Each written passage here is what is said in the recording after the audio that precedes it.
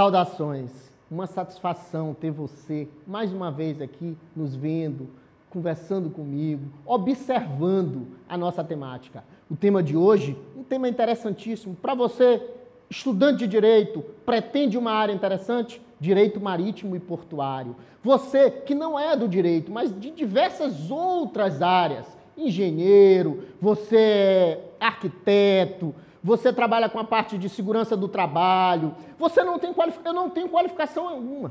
Não se preocupe, terá uma oportunidade para você. Acompanhe com a gente o tema marítimo e portuário. Olha aí, acompanha. Capacitação e oportunidades. Comigo já está no estúdio meu amigo Wellington Beckman. Fica com a gente, mas não esqueça, quer interagir com a gente, quer conhecer um pouco mais, quer indicar temas aos programas, indique temas para a gente fazer um programa para você cada vez mais, pensando em você. Não esqueça, programa Saudações com Ted Anderson. Você pode ver lá no YouTube. E no Instagram, manda um direct, programa Saudações. É uma satisfação. Acompanhe com a gente essa caminhada pelo direito marítimo e portuário.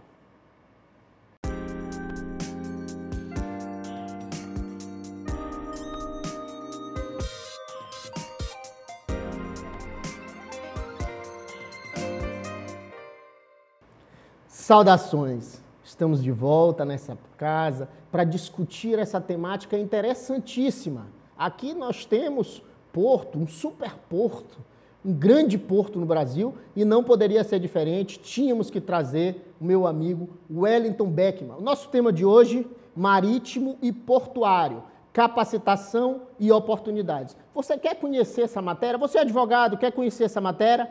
Vai conhecer. Você que está em casa, nesse momento complexo de pandemia e precisa conhecer uma grande oportunidade de negócio, o Wellington nos diz, Ted, esse momento é o momento para você interagir ao direito marítimo, ao direito portuário, interagir à atividade marítima e portuária. Então está aqui comigo, meu amigo Wellington, uma felicidade tê-lo aqui. O Wellington, é um prazer. Eu já vou emendar logo a primeira pergunta e aí você fala ao nosso público. Meu querido, o Wellington, vamos lembrar, o Wellington é advogado, o Wellington é professor, é especialista em direito marítimo, mestre em direito, ele é gestor de pós-graduações, ele ensina tanto para profissionais do direito quanto para não profissionais do direito. Então é um sujeito que no estado do Maranhão, sem sombra de dúvida, é quem domina e conhece a autoridade na matéria. E essa sempre é a prática do nosso programa, trazer pessoas que de fato conheçam profundamente o assunto. Wellington, nos diga uma coisa, nos fale um pouquinho sobre essa temática, direito marítimo, direito portuário, faça aquela apresentação inicial. Pense no nosso público, pense no advogado, no estudante de direito, mas pense também no seu João, lá do Saviana, na Dona Maria, no filho que está em busca de uma oportunidade. Fique à vontade, meu querido, e é um prazer. Saudações. Antes de começarmos, né, um prazer, uma honra imensa estar aqui, né? Esse convite para mim é importantíssimo, né? Até porque a gente teve a oportunidade de se conhecer, se tornarmos amigos na sala de aula. Então, saudações e agradecer a todos que nos ouvem e que estão aqui presentes nesse exato momento, né? Atento ao que nós vamos falar. Bem, o direito marítimo, o direito portuário é algo que é responsável por 90% de todo o comércio internacional. Então, quando você coloca, no mundo, é feito pelo mar. Então, quando você coloca a tua gasolina, quando você compra o teu pão, quando você adquire o teu celular, a época da pandemia, né? Você vê que não faltou nada, farmácia, tudo funcionando, combustível, pode ter certeza. Havia navio que estava trazendo essa carga e havia uma turma no porto que estava recebendo essa carga e abastecendo, né, os supermercados, as farmácias, os postos de gasolina, enfim. A indústria não parou, o comércio não parou. Então, daí a importância. E é multidisciplinar. Então, quando se fala em direito marítimo e portuário, a gente está imaginando aí o quê? Advogados, engenheiros, administradores, né, a galera técnico, engenheiro de segurança, o técnico de segurança. É um universo que vale a pena a gente cada vez mais olhar com muito carinho para essa área. E, Wellington, me diz uma coisa. E o Maranhão? Estamos aqui no Maranhão, nosso principal público, claro que a gente está falando para o Brasil inteiro, pelo YouTube, mas o nosso principal público, o nosso principal interesse é satisfazer a demanda inicial do Maranhão. Então a gente precisa falar do Maranhão. Fale para nós nessa área, e aí tu já abriste um leque interessantíssimo para nós. Tu já citaste várias pessoas, várias formações distintas para trabalhar essa área. Como é que é o sujeito que não tem nenhuma dessas formações? Pô, eu gostaria de trabalhar nessa área. Como é que eu ingresso nessa? Eu não tenho uma formação superior, eu não sou técnico, eu não sou eletricista, eu não sou advogado, mas assim, fale para nós essas oportunidades, tanto para o sujeito que tem essas formações, quanto para aquele que não tem formação alguma e está lá na sua casa, sentado no sofá, precisando de uma oportunidade. Bem, vamos lá. No nível superior, as oportunidades são todas, né? Quando a gente pensa num porto, a gente tem que imaginar que esse porto ele tem toda uma gama de profissionais, desde a operação, né? Desde o recebimento do navio, a documentação que será fornecida, enfim, toda a liberação da carga, enfim. Então, nós temos aí do advogado, um problema jurídico quando acontece, pode ter certeza que vai ser acionado o jurídico. Então, você tem aí demurrage, que é um tipo de penalidade por um atraso, se for por culpa do terminal ou por culpa do navio, então vai acionar o jurídico. Você tem os acidentes, que normalmente eles acabam acontecendo, não digo normalmente, porque a questão da segurança é praticamente exemplar, mas acontece. E você tem a parte técnica, desde o amarrador do navio, aquele que precisa fazer um curso para poder ter a técnica para amarrar esse navio. Você tem o prático, você tem uma série de profissionais, você tem o cara que faz o planejamento, né, do embarque, enfim. Então, primeira parte, procurar se capacitar. Segundo, nível superior, inglês é fundamental. É fundamental o inglês. Se você quer trabalhar na área marítima portuária, você precisa, principalmente a galera do nível superior. E técnico, capacitação, tem vários cursos. Agora, não pense em valores de cursos, vejam quem vai ministrar, quem são os profissionais com atuação no mercado. Então, há grandes oportunidades. Você, tanto para a área marítima, né, você tem as escolas de formação de oficiais da Marinha Mercante, da qual eu fiz, né, e me formei, cheguei a comandante de navio antes de ser advogado, como você tem também os cursos que a própria Marinha oferece, né, moço de convés, marinheiro de convés para a área, para ficar embarcado. E fora isso, você tem a parte técnica, né, que é operacional do porto. Aí você tem, desde os níveis, vamos dizer assim, aqueles que nem precisam ter o segundo grau completo, como aqueles que precisam ter o técnico, como também aqueles que precisam ter o nível superior. As oportunidades estão aí. Eu mesmo tenho desenvolvido muito essa questão, o que me fez trazer, vindo do Rio de Janeiro para cá, foi exatamente fomentar essa formação, trazendo um corpo técnico que realmente conhece, com experiência marinheira e portuária. Interessantíssimo. Essa área do direito marítimo e portuário, Beckman, é uma área que a gente, quem está de fora, eu propriamente também não conheço a profundidade essa temática. Eu fiz o curso há uns anos atrás de piloto de avião e, por coincidência, a transição da modificação, quando o ANAC estava começando a se reestruturar e criou-se a disciplina, olha, logo assim que eu terminei o curso, no ano seguinte criou-se a disciplina Direito Aeronáutico para os profissionais da aviação. E eu fui professor, ministrei a disciplina por 5 anos aqui no estado do Maranhão de Direito Aeronáutico, então eu percebo, e aí eu estou fazendo um comparativo, que no direito aeronáutico há um nível de capacitação bem elevado. Assim, o grau de seriedade é muito grande, os profissionais são muito qualificados e é interessante. Eu percebo que na demanda, na área do direito portuário, também trabalha com essa lógica. A gente tem, de fato, porque vamos no início.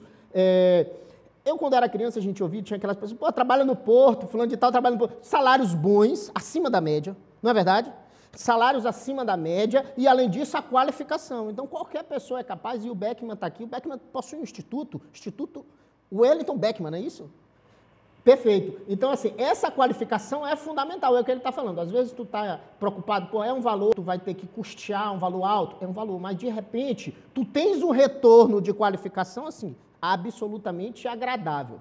Mas vamos para cima, vamos discutir um pouco mais, eu queria entender essa distinção lógica que existe entre direito marítimo, direito portuário, quer dizer, essas diferenças, direitos do mar, como é que é? Tudo a mesma coisa? Há distinções, as diferenças? Fala pra gente rapidinho sobre isso. Bem, há distinções e há uma grande confusão, né? Bem, de uma forma muito rápida, né? Uma disciplina jurídica, para ela ser considerada uma disciplina jurídica, ela tem que ter 3 caracteres. Ela tem que ter o quê? O objeto, ela tem que ter as fontes e ela tem que ter também as características. Então, todas essas áreas que você falou, elas têm exatamente isso. Então, no direito marítimo, o objeto é o navio e ele regula as relações jurídicas que emanam do navio, né, e também internamente pro navio. Assim como o direito portuário, o objeto é o porto. Então, de lá você emana uma série de regulações jurídicas que envolvam o porto. E assim, o direito da navegação, o objeto é a segurança da navegação. Então, nós temos aí ordem pública e ordem privada. Ou seja, o público e o privado sempre ali. O direito da navegação, ele regula a segurança da navegação. Então, você tem internacionalmente o regulamento para evitar abarroamento do mar, ou, isso no português, né, o COUREG, que aí já vamos lá, já a tradução para o inglês. E aqui nós temos a lei de segurança do tráfego aquaviário. E o direito do mar, ele vai regular o quê? Os espaços marítimos. Então, os espaços marítimos são fundamentais. Então, nós temos aí uma convenção de Montego Bay, que o Brasil ratificou, e nós temos lei que vai regular exatamente águas interiores, mar territorial, zona contígua, zona econômica exclusiva. Ou seja, agora, eles são interdependentes. Em todos os momentos, em um processo judicial, você precisa ter o domínio dessas disciplinas. Senão, fica difícil obter o sucesso. Perfeito. Essa temática é absolutamente interessante e, de fato, eu percebi agora uma das melhores explicações que eu já tinha ouvido sobre essa distinção, porque realmente ficou muito clara essa distinção. Quando tu trabalhou o objeto de cada disciplina, fazendo essa referência do objeto de estudo a disciplinas, eu acho que todo mundo entendeu. Quer dizer, quer falar em direito portuário? Fala do porto e todas as relações que envolve. Quer falar de direito marítimo? É o mar e essas relações. Agora, uma coisa interessante, e o direito marítimo do mar. Agora, uma coisa interessante, Beckman, que eu quero esclarecer contigo, é sobre essa regularização, a regulamentação desse direito. O que é interessante é que, por exemplo, aí hoje eu vou fazer mais uma vez o comparativo, eu tenho que levar para o direito da aviação para eu poder entender. Na aviação, a gente tem uma regulação internacional extremamente pujante. Isso também acontece no direito marítimo, mas calma aí, não responde ainda, porque a gente vai fazer aquele comercial, aquele break rapidinho. Fica atento, já já a gente volta.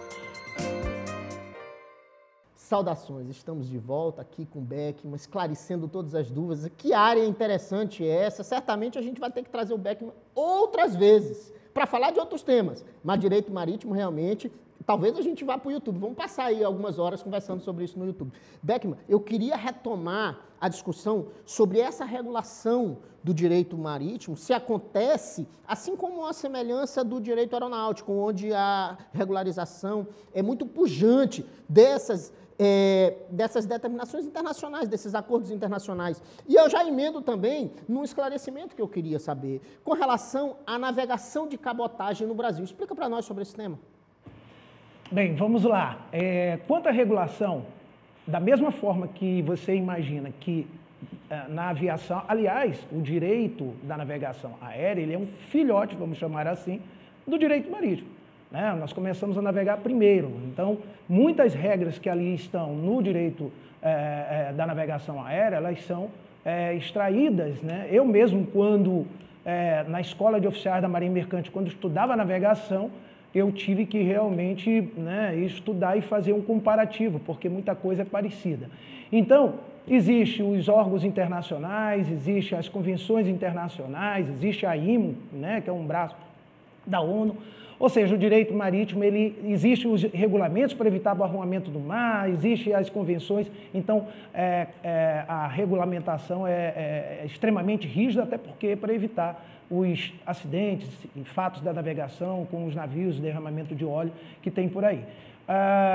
No mais, o que a gente pode falar é exatamente que precisa de muita capacitação, de muita formação técnica para que você possa operar essa atividade, tanto marítima e portuária. Navegação de cabotagem. Navegação de cabotagem. O Brasil ele tem 8.500 quilômetros de costa, onde existe uma característica interessante, que a maioria das empresas estão próximo da costa. E se nós formos contar com todas as vias navegáveis, nós temos aí 20.000 quilômetros de via navegável. Então, imagina nós termos uma navegação de cabotagem pujante. Nós vamos tirar um navio de container, por exemplo, ele tira 3.000 caminhões das estradas. Um só navio, com 3.000 teus, né, que são os containers, já tira. Tu estás falando dessa discussão interna, dentro do Brasil. Exatamente, dentro do Brasil. Então, nós temos uma costa maravilhosa, empresas que estão próximas. Nós temos um projeto que agora está tramitando. Ele começou de uma forma, nós debatemos vários, inclusive tem no YouTube, eu tenho várias lives falando sobre isso, debatendo com os maiores especialistas, inclusive com o autor do projeto, o Dino Batista, onde nós mostramos a importância. Isso vai fomentar a indústria naval, isso vai fomentar a atividade marítima e portuária, isso vai gerar mais de 5, 10, 15 mil empregos. Agora, sempre precisa de uma boa formação para atuar isso. Importantíssimo. É mais barato, é mais seguro, eu imagino, assim, no todo, né? Porque tu consegue carregar uma quantidade muito grande de mercadoria, aí se a gente estiver falando de mercadoria. E outra coisa, asfalto na estrada é brincadeira, o dinheiro que o tempo todo e aquele asfalto de uma semana. No mar não precisa disso, né?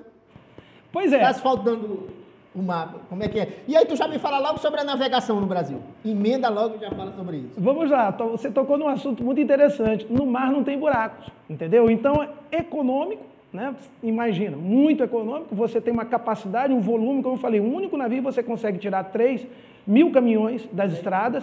Claro, você não vai deixar os caminhoneiros desempregados. Há uma interligação, multimodalidade. Então, hoje, a política é a carga porta a porta, né? Antes era porto a porto. Então, esse navio chegando, então você saindo com carga daqui de São Luís para Santos, para que você colocar o caminhão? Deixa os caminhões para pegar lá em Santos. Então, você coloca todas essas cargas aqui no navio e chega até nas grandes distâncias, importante, econômico, seguro, e você não tem o quê? Você não tem buraco, você não tem custo para o governo e para o governo dos estados, infinitamente, praticamente não existe. E não estraga as estradas também, né? Porque esse transporte do caminhão é que vai também já não são muito boas, né? E aí tu estraga ainda mais. Mas eu quero falar sobre uma temática interessante, e eu estava conversando com um amigo, ontem mesmo, e eu disse, vou falar amanhã sobre direito marítimo, com um cara que eu conheço muito. Ele, pergunta o que é lastro. Aí eu disse, certamente farei essa pergunta para você. Ricardo, essa pergunta aí foi você que me fez. Responde para o Ricardo aí o que seria lastro. Olha, de uma forma muito simples, para acabar de desmistificar com isso, as pessoas falam muito o que é lastro. Imagine, eu venho com o navio, aí uma experiência como comandante de navio, antes de ser advogado, quando eu vinha para cá, né? Muitas das vezes eu vinha aqui carregar navio aqui no porto, de Itaqui até Navalho. Então você vem vazio, então um navio vazio ele joga muito. Então você tem os tanques, na própria construção do navio você tem os tanques que são específicos para você colocar água do mar. Nesse tanque você coloca mais peso no navio, melhora a navegação, manobrabilidade e você consegue, né, dar um conforto melhor para a tripulação para chegar com esse navio. Quando ele chega, você então vai fazer o quê? No momento que está caindo a carga, você vai deslastrando. Então hoje existe a norma da Autoridade Marítima 20 que regula tudo isso, essa história de dizer a poluição, isso aconteceu no passado. Hoje os órgãos internacionais, o Brasil, através da norma 20 já faz, você antes de chegar com muitas milhas de distância, você já faz a renovação, já pega aquela água do mar, coloca nos tanques. Antes de chegar no porto, você já faz a transferência, já coloca água renovada e quando chega no porto, você está com a água limpa, então a carga vai entrando e você vai deslastrando. Então, é uma medida de segurança, uma medida de realmente trazer um pouco mais de peso para o navio para que ele possa fazer uma navegação muito mais segura, né? E, enfim, há toda uma discussão sobre água de lastro e poluição. Isso foi lá no passado. Não é bem assim. Pronto. E aí, vou aproveitar sobre essa tua discussão sobre lastro e lembrar, me diz aqui, como é que há essa regulamentação interna? Há um órgão que regulamenta internamente a atividade marítima no Brasil, que observa, por exemplo, essa questão do lastro nos portos, nos navios? Bem, nós temos a Marinha de Guerra, né, através das suas capitanias. Você tem as normas da autoridade marítima, são normãs. Existe uma normã, no caso do lastro, existe uma normã, que é a normã número 20, que ela dá toda a diretriz, né? No que diz respeito ao comércio, no que diz respeito à atividade, né, marítima e portuária, você tem a agência reguladora, que é a ANTAQ. Então você tem Marinha de Guerra, você tem a agência, a ANTAC, você tem CONIT, você tem mais de 15 órgãos da administração pública, você tem a vigilância sanitária, é uma atividade extremamente regulada. Então, o advogado que quer atuar nessa área, além dele falar inglês e conhecer navio, ele também tem que conhecer muito direito administrativo. Se ele quer prestar uma assessoria jurídica perfeita para o cliente dele, ele tem que conhecer, né, as normas do direito administrativo, porque é uma atividade que é regulada no mínimo por 14 órgãos públicos, e aí muitos autos de inflação, e você tem que conhecer constitucional e administrativo. Perfeito. Percebe que há uma super regularização, uma seriedade, de fato é uma atividade que tu tem um empenho, um estudo, uma técnica que precisa os profissionais se capacitarem, e qualquer pessoa que está diretamente ligada a essa área, a gente percebe que há uma atenção, há uma priorização por isso, e eu diria que os profissionais são mais tanto qualificados como recebem uma remuneração bem melhor do que o mercado convencional. Mas eu gostaria ainda, Beckman, de falar contigo. Antes disso, eu vou fazer uma observação interessante. Essa história do lastro aí, para você que está em casa, lembra que quando você está na banheira ali no riozinho, você pega aquele naviozinho de papel e aí põe o papel dentro d'água, cai para um lado, cai para o outro. É mais ou menos isso, Beckman? Aí você põe um peso, que no caso seria água, né? E aí vai dar aquela balançada. Quando a gente é criança, pelo menos eu fiz muito, brinquei na chuva. Aí descia, aí o cabo fazia e descia a chuva. Quando acabava a chuva, tinha aquela água para dar uma estabilidade no navio. Brincadeiras à parte. Mas fala para nós, Beckman, sobre uma temática interessante, que é a questão da natureza dos portos no Brasil. Todos são públicos, há portos privados. A gente acompanhou, tem acompanhado o que existe, e é verdade, explique para nós. Temos os portos públicos, que são tecnicamente chamados de portos organizados. Hoje nós temos 40 portos, né, públicos, né? Quando você está lidando diretamente com a iniciativa privada, você tem uma facilidade maior. Claro que você tem um processo seletivo, uma série de entrevistas, experiência que é fundamental, porque, como eu disse, não há uma influência política na atividade marítima e portuária, ela é 100% privada e ela gera multas pesadíssimas. Daí a exigência da capacitação, quanto mais experiência, que atue nessa área. Então, 179, se não me falha a memória, e 40 terminais públicos. Maranhão você tem o Itaqui, que é um porto organizado, porto público, você tem a Vale, você tem a Alumar, que são portos privados. Sou fundador do Instituto Beckman de Desenvolvimento, a gente está promovendo aí cursos de capacitação, vamos lançar uma pós-graduação em Gestão de Transporte Marítimo, Portos e Comércio Exterior, ou seja, o advogado que quer entrar nessa seara, ele tem que conhecer todo o sistema, não adianta ele estudar só o direito marítimo, ele tem que conhecer como é que acontece. O engenheiro, o administrador, todas as pessoas elas estão convidadas, nós estamos participando live todas as quintas-feiras e dia 15 estaremos com uma live fantástica com todos os professores falando mais sobre essa temática. Foi uma satisfação ter o Beckman aqui. Certamente aí o convite já está feito, a gente tem uma temática interessantíssima para falar. Eu, particularmente, gosto muito da temática, me agrada demais quando ele diz, pô, Ted, o que você acha da gente falar sobre esse tema? Vai ficar na surpresa aí. Eu disse, pô, tá na hora, porque esse tema interessa, segundo semestre, estaremos certamente aqui falando sobre isso. E eu quero chamar você a ficar mais um pouquinho comigo, porque agora é aquele momento particular onde você me mandou a pergunta e eu vou discutir, vou responder para você. Aquele momento íntimo e muito obrigado mais uma vez, meu amigo Beckman. Fique mais um pouquinho, rapidinho, aquele break rápido.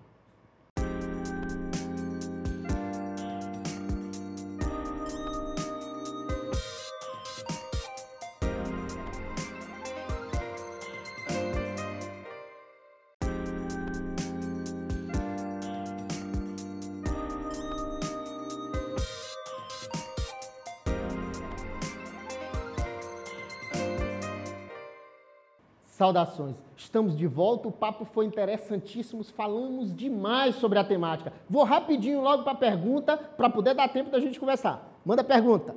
O que você acha da fila de prioridade para a vacinação do Covid? Senhores, eu tenho uma observação a fazer sobre isso. Eu acho, aquelas filas temáticas, eu sei que você está perguntando sobre as filas temáticas. Profissionais da saúde, porra, show de bola, os caras estão lá. Mas qualquer outros profissionais... Eu acho que essa questão de fila temática é uma deturpação dessa realização da uniformidade social. Ou seja, deve haver a vacinação, independentemente desse tipo de priorização de categorias de classe. Eu acho que qualquer priorização não é cabível nessa medida, a não ser apenas a priorização dos profissionais que estão diretamente na saúde. Qualquer outra priorização, eu sou absolutamente contra isso. Mas, ainda bem, graças a Deus, nós estamos agora no estado do Maranhão e na capital São Luís, já vacinando muito, já está quase chegando aos 18. Mas é interessante essa temática. E eu gostaria de finalizar esse programa agradecendo a você que ficou comigo até agora. Por hoje, eu dou por encerrado e justo. E obrigado pela sua participação. Fique com Deus e saudações.